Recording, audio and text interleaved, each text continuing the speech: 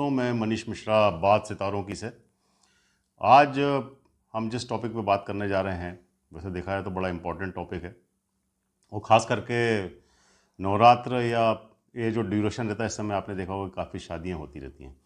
तो आज हम बात करेंगे कि शादी के अंदर कुंडली मिलाना ठीक है या नहीं है। आज के इसके ऊपर कई लोग डिबेट करते हैं। कई लोग बोलते हैं कि भाई हम तो कुंडली नहीं मिलाते हैं, कुंडली मिलाने की कोई ज़रूरत नहीं है। तो डिबेटेबल इशू है। लेकिन मेरा ऐसा मानना है कि अगर हम हमारे सनातन के हिसाब से देखें तो हम लोगों ने हर समय कुंडली को मैच कराया है, कुंडली मिला करके शादी की है।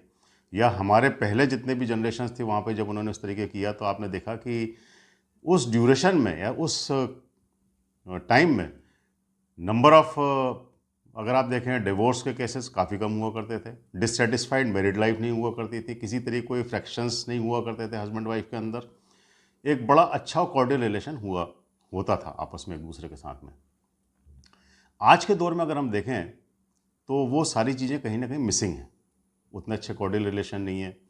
आज हम भी जब किसी के साथ में जब हमारे पास में क्लाइंट्स आते हैं, डिस्कस करते हैं, तो उसमें बड़े सरप्राइज़ वाली बात है कि मैक्सिमम केसेस अगर हम देखते हैं तो वो इसी से रिलेटेड होते हैं कि साहब हमारी मैरिज लाइफ जो है वो अच्छी नहीं चल रही है, एक डिससेटिस्फाइड मैरिड लाइफ है। कहीं ना कहीं हम दोनों के रिलेशन में जो है वो आपस में एक दूसरे साथ में नहीं बनती हैं, कहीं ना कहीं एक्स्ट्रा मैरिटल अफेयर्स भी हो जाते हैं। तो ये सारी चीज़ें निकल करके आती हैं। तो मेरा ऐसा मानना है कि जब हम शादी करते हैं तो कुंडली मिलान जरूर करना चाहिए। क्योंकि आदमी कोई भी हो, लेडीज़ हो या जेंट्स हो, अपनी लाइफ में शादी एक ही बार करता है। एक्सेप्शनल केस कुछ हैं तो छोड़ दीजिए, अदरवाइज मोस्ट ऑफ द अगर हम देखें कि 95-96% केस के अंदर अगर कोई भी शादी करता है तो वो लाइफ में एक ही बार करता है। तो जब आप इतना लंबा अपना शादी का अगर पीरियड है या उसको आप चलाना चाहते हैं तो मेरा ऐसा मानना है कि आपको मैच मेकिंग करने के बाद में ही शादी करना चाहिए।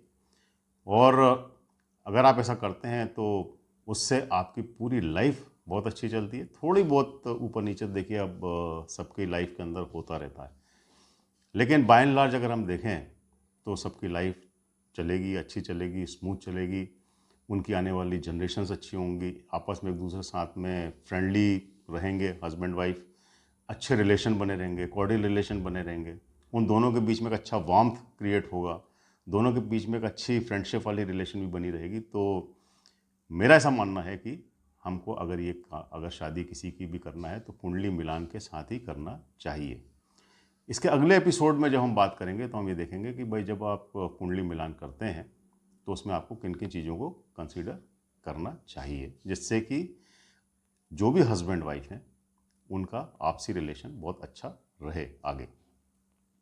तो अब हम आज तो हमने इसके ऊपर बात की, अगले एपिसोड में हम बात करेंगे कि कुंडली मिलाते समय हमको किन किन चीज़ों को ध्यान में रखना चाहिए। Thank you very much.